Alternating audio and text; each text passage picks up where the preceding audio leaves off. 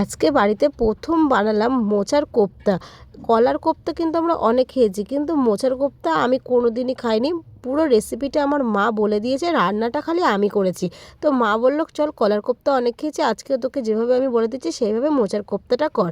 তো প্রথমেই দেখো মোচাটা প্রেসারে নুন হলুদ দিয়ে সিটি দিয়েছি, বেশ 5-6টা সিটি দেওয়ার পর কিন্তু মোচাটা একদমই গলে গেছে। তারপর হাত দিয়ে চটকে নিয়েছি, এবারে কিন্তু ভালো করে চিপে চিপে জলটা ঝরিয়ে নিয়েছি, যাতে মোচার মধ্যে এক ফোঁটাও জল না থাকে।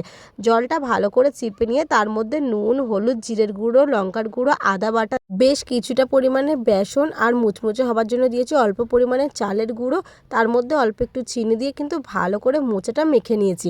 এবারে দেখো আমি এখানে গোল শেপ দিয়েছি, তোমরা চাইলে যে কোনো রকমের শেপ দিতে পারো। এরপর ছাকা তেলে কিন্তু মোচার কোপ্তাগুলো ভেজে নিয়েছি।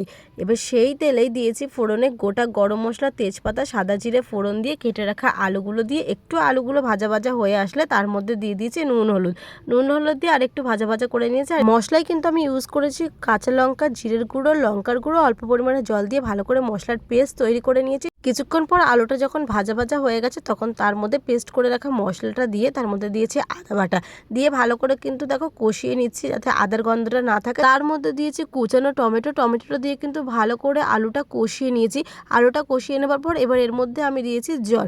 ঝোলের জন্য এখানে আমি গরম জল দিয়েছি, তোমরা চাইলে ঠান্ডা জলে ইউজ করতে পারো, গরম জল দিলে রান্নাটা তাড়াতাড়ি হয়। তো গরম জলটা দিয়ে দেখো ঝোল আমার ফুটে গেছে, তখন তার মধ্যে ভেজে রাখা কোপ্তাগুলো এর মধ্যে দিয়ে দিয়েছি।